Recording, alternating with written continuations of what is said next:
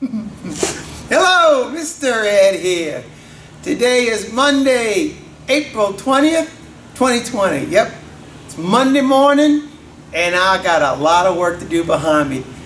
On Saturday, got all these boxes. There's 46 boxes here. I got them all dipped. Had all my foundation dipped in plastic wax. That was the video on last week. So today what I'm going to do, because I want to get these things out on their hives right away, I'm going to start loading these boxes in the van, and I'm going to go out to our different yards and the hives that are ready for them, I'm going to drop these boxes on them. Again, it's that idea that the production of wax, it's a very small window to do that, and even though I'm giving them the wax to do it, it's still, we have only a small opportunity for them to draw this wax out, and then even a smaller opportunity for them to fill it up with honey. So we are right in the middle of our first major nectar flow. The privet is blooming. It's really, there's holly blooming. There's all kind of stuff blooming right now. Bees are bringing in the stores, the nectar, the pollen, and I just want to capitalize on this moment. And that's really what the honey production, it's just a matter of capitalizing on the given situation at that moment. So for me, I've learned over the years, you really have to be ready to get your equipment out there when that flow is coming in. Because if you can time it so that you're putting your equipment out as that nectar is coming in, you're going to have a honey harvest. So we're going to head out to the field after I get these boxes loaded up, and we're going to go ahead and I'll show you what's going on with the bees in some of our boxes, what the condition, shape they are. Hopefully it's going to be a good one, and we'll get a bunch of these boxes put on. Not all the boxes are going to need honey supers right now because we're still in the early stages, but within the next 2 weeks, all of these boxes plus the other 60 that I've got ready to go, they'll be on our hives. Let's head out to the field, wrangle up some of these honey supers, put them on some boxes, and see how we're looking out there. Let's wrangle, huh? I got 36 boxes in there.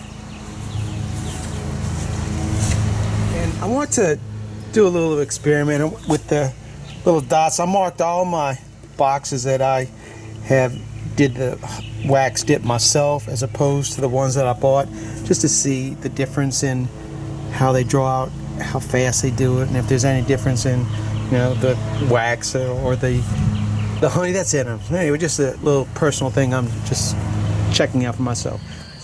I'm at the St. John's yard now, and 3 weeks ago when I visited, the privet that you see right there it was blooming only in that little section. But now, 3 weeks later, look at the privet in this area. I mean, this is just along the tree lines, and look on the other side by the bees over here. Look how much privet is blooming over here. I mean, our nectar, this is our first major nectar flow, and it is in full bloom right now. And this is just the privet that's on the tree line, the edge of the tree line. This privet is all in the woods right here, and the bees are working it. So let's go check and see how they've been doing in this last 3 weeks since we visited. Now, the last time I came to do work on these hives right here, it was to split the hives that we had used the double screen dividing boards in. And you can see we did 5 of them. And on this one, you can see there's the shim that I placed in it. It's on this one. And then anyone that's got a shim in it, there's one right there, one right there, one right there, and one right there. These 5 boxes, these are the ones that our old queen got taken off of that hive and then moved over to this position over here. So what I'm also going to do today is I'm going to look into these hives to see the condition of what's going on with these hives, to see if we have some kind of queen activity in these boxes right here. Like I said, it's been about 3 weeks since I've been here, so we should see some kind of activity or presence of a queen. I'm not necessarily looking for her, but I want to make sure that our hives don't go queenless on us. But what we're really here for is to find boxes that need to have the honey supers put on them. So how do I know when it's time to add a honey super to my hive? For me, I use frame counts. I count the number of bees on a frame and how many frames in the hive have bees on it. I use that determination as well as how much honey, nectar they've already stored in the boxes, and are they ready to have more room added on. It's a pretty simple formula that I use. I just pop the top, look in there, count frames of bees on them, look at the amount of comb that's drawn out, maybe capped, and at that point, if I've got 4 or 5 frames of drawn capped honey, I'm going to add another super. Because since these bees have been split, some of them have been split at least 6 weeks, some of them 3 weeks. So in that time, you have either a 1 or 2 brood cycle completion. So in the old queens, the ones that the old queens on them, you're going to have at least a 2 brood cycle completion in that. And so you can imagine the number of bees are going up in that one. The ones with the new queen, maybe they've got 1 brood cycle hatch out on them because it's 3 weeks, so you might get 1 hatch. But if not, it's 1. It's getting ready to be 1. So those are, when the numbers start building up, these hives, they start swelling up really fast. And I just want to keep ahead of them. And as well as keeping ahead of them, I want to monopolize on the fact of all this bloom that's going on right now. This is the early spring flowering going on right now. This is where the honey is starting to come in. And if I have enough bees and the boxes on our hives to capture the nectar that's coming in, and we are going to have a great honey harvest. So I'm going to go through the boxes right now, each one of them, and I'll make that determination whether I'm going to need to add a super or not. And not all these boxes are going to get another super because we're very early into it, but some of these boxes, they're going to have a box added. And those are the ones that's very possible that I'm going to be able to pull 2 boxes of honey off of these bees, because this is our first nectar flow. Our first nectar flow in late April, May, and then right after that, our major one, which is the tallow, right after that. And in the tallow, by then, all the hives will have the number of bees built up, and we are really going to be bringing in the nectar and making the honey at that point. Let's go through a couple of these boxes and see what they look like. Yeah, I'm going to put on my suit because these bees, like I said, they're not used to having people around them, and they're flying, as you can see, flying around already. Let's open up some of these boxes and see what we're looking like. So before I start going through all the boxes, I'm going to go ahead and look at the splits that we made off of our double screen boards last time. And all these hives, these 5 hives back here, these are all the old queens. So I just want to take a peek inside, see how those splits are doing. They're, like I said, 3 weeks ago, and we'll find out how these girls are doing. And I don't expect to put any box on this, but I definitely want to see, where we have bees up in the box or whatever. Just squishing a couple of beetles as soon as I pop the lid. So there's a couple of bees up on the top box right here. Let's take this off and see what the bottom box is looking like. Oh yeah, look at that, beautiful. Full frame of bees. They got honey in between it. These bees are going to start migrating up to here. And these frames that I dropped in here, these are all fresh frames. And you can see, they're already starting to draw this stuff out. They're already starting. So it's been 3 weeks for these bees. The box is full. Now these are the old queens. The box is full of bees, which you would expect. And now you can see they're already they're growing so much that they're pushing up into this top box, starting to draw out this empty frames. That one's in great shape. Perfect. Let's look what the next one looks like. Wow, this one, the bees even more so in this top box. Oh wow. They've got about 6 or 7 frames of bees in this top box. I want to pull 1 frame out. See how They're drawing it out.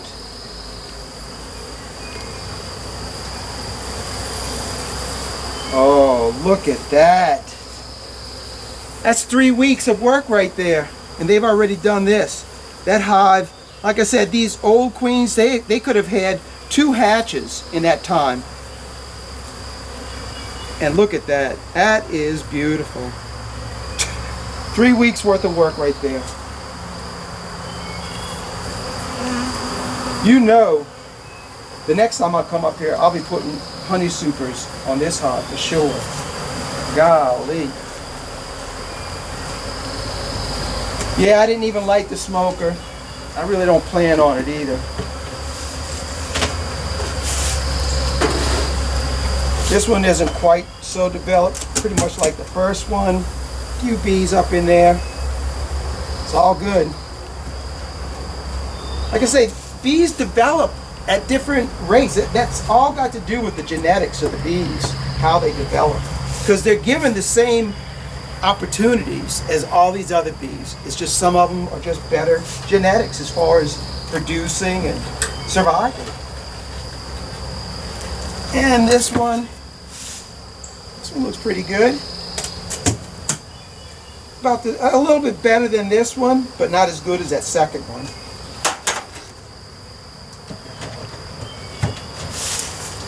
And this is the last old queen split.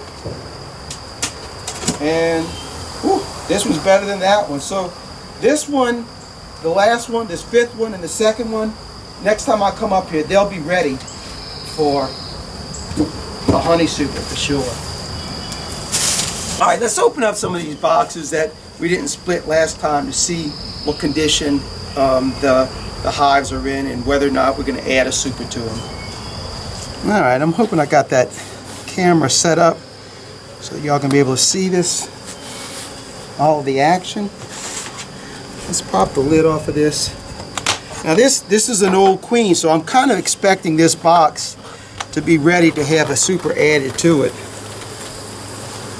And just judging from what you see right there, yeah, I'm pretty sure we're going to have to add it. So immediately you see the number of bees that are just on the outside and they're attacking that roach right there. I love that. I love when they do take care of the things that aren't supposed to be in the hive. So let's go ahead and remove the inner cover. And remember, I said I'm going to try not to use any smoke. And what I'm going to be doing is looking for how much comb is already drawn out or capped.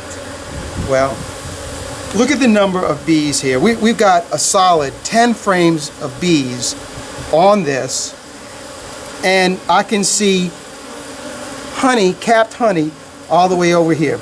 All right, I need to see this for myself as well. Let's go ahead and pull one of these frames out and just to look and see what these girls have done in 6 weeks, because that's how long this hive was split. If it's an old queen, I know it's been here for 6 weeks. We're going to pull this frame out and see what we're looking at. And I can tell just by this weight, this is going to be something. Look at this. Look at that. Oh my goodness. So we have capped honey right here, and it's full of nectar in here. It's not capped yet. And this is the outside frame. So if you can imagine, the outside frame is looking like this. What is that? These inside frames, they've got to be capped. So I'm going to go ahead and put another super on this. I run all deeps. My honey supers are deeps, as well as my brood supers, they're deeps.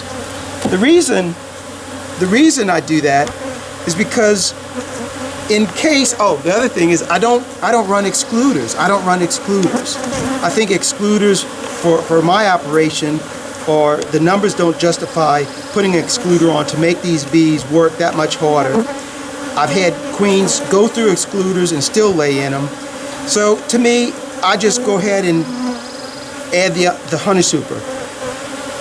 I found, and I've been told, that queens will not cross honey lines. So basically, because we have honey all in this area right here, that our queen will not go beyond that honey line. So last year when I made the video on that point, in fact, I'll post that link on this video as well, showing why I don't use an excluder. The numbers don't justify me using a excluder. The numbers being that how many frames of there are that the queen is actually laid brood into, or there was brood in it when I extracted the honey. So it's not worth it to me to put an excluder on our hives.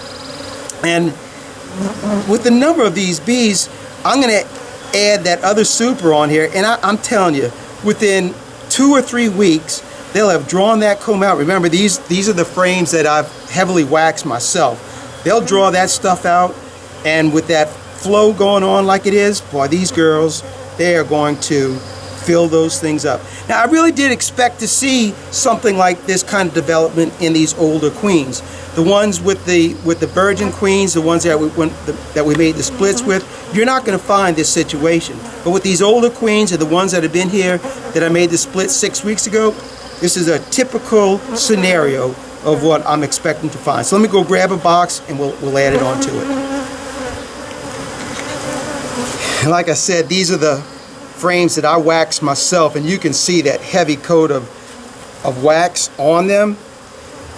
These bees are going to jump up in here, all these hive bees up in here, they're going to jump up in here, draw this out, and they're going to start filling this stuff up with honey as well.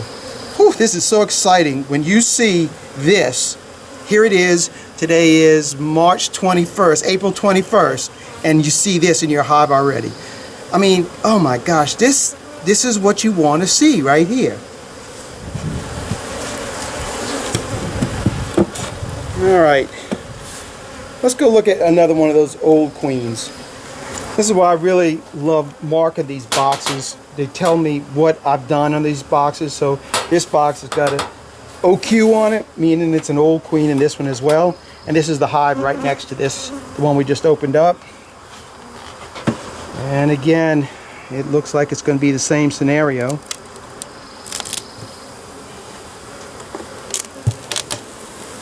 And look at this. Look at that. Oh, look at the white comb in here. The number of bees. This is really what I'm expecting to see at this time of year, as far as I was being able to split these bees so early on in the year. So I'm going to go ahead and add another box to this one as well.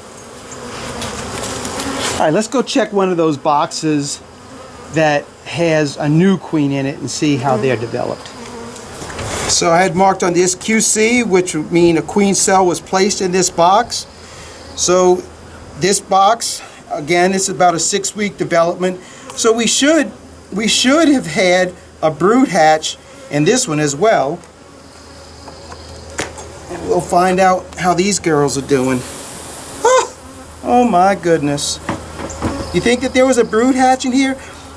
Now you remember when I did these splits and I moved the old queen off of the box, all the hive bees that were in that box with the old queen, they came back to this box. So yeah, they swelled the numbers up pretty good. But looking at this is exactly about the state that these bees were when I made the split before. So I'm assuming that we've already had at least one hatch brood in this box. Let's go see what they look like underneath.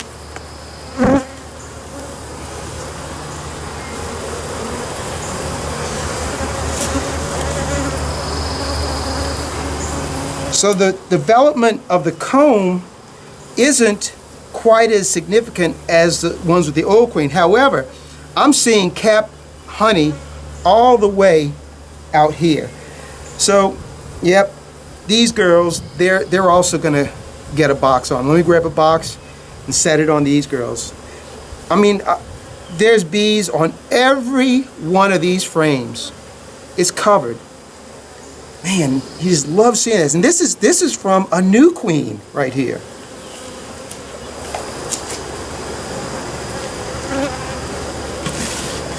Now, granted, there weren't as many bees in this box as in those old queens, but you saw for yourself, it's a lot of bees.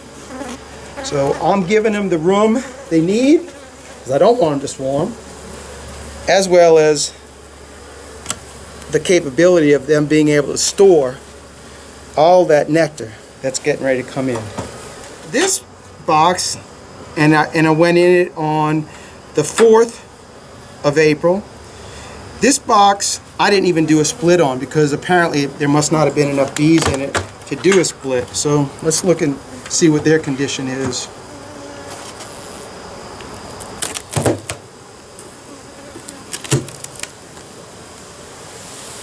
Again, it's not bad.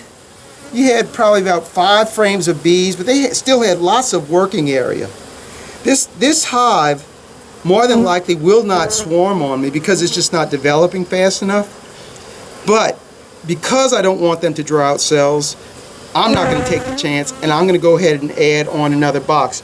Now, I don't see any capped honey in this. So, because I don't see any capped honey, and I don't know when I'm going to be up here the next time, I'm not going to take any chances. I'm going to go ahead and add another box to it. There's enough bees to support another box, so I'm not worried about that. And that way, I won't have to worry about them swarming on me. So, yep, these girls, they're going to get a box as well. Now remember, the reason I'm adding this the honey super on this box isn't because I'm expecting them to fill it up with honey. I'm really doing that so as to prevent these bees from swarming. And that's the reason I'm adding this, because I don't know when's the next time I'll be up here to be able to check on them, and I don't want to lose the bees. So let's go ahead and add this super to that.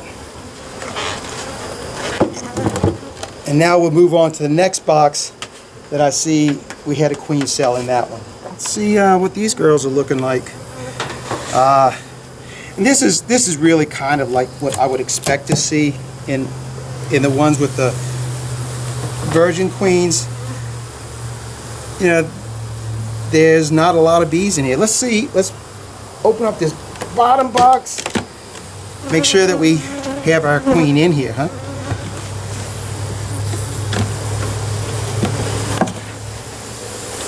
Oh yeah, we got a queen in that. We got new comb down in there. These girls are good. I doubt we're going to get any honey from them, but they're in good shape. You can tell that I can tell that there's definitely a queen in this box just from looking at that cluster of bees. So this one, we're not going to need to add a honey super to. Now this hive says DB, it had a double dividing board in between it, and I'm looking on the back and I've got a shim in this one. So this hive was split 3 weeks ago, and I'm not really expecting to see anything, but at this point, the shim in the back, I'm going to remove the shim because I don't want bees flying in the back part. I just want them in the front. But we're still going to take a look-see and how their development, see if they got a queen. Well, so if we've got this number of bees up in the top, you see, I know we have a queen in this box. And then you can tell by the calmness of the bees as well. And already, though, I can see drawn capped honey. Well, I don't see any cap, but I see the drawn comb. 1, 2, 3, 4 of the frames have drawn comb on it. These have plenty to work on. These girls, they're good to go. These girls are going to be good to go probably until the middle of next month, when I'll come back and add another super. So that's anyone that doesn't get a honey super on it today. In 3 weeks, 3 or 4 weeks, I'll come back, and by that time they will have been developed enough to have a super. So at this point, I know it's not on camera, but I'm going to take the shim that's back here and I'm going to remove it so that the bees no longer have this spot to use as an entrance. There's a little shim, and now I got some angry bees back here. because I took away their entrance. But they'll figure it out. They'll work it around to the other side. Let's move over to this next box. And I know in this next box, this was one of the boxes that I dropped some of those queen cells from the removal that I did with JP, Shall We, and the Dirt Rooster.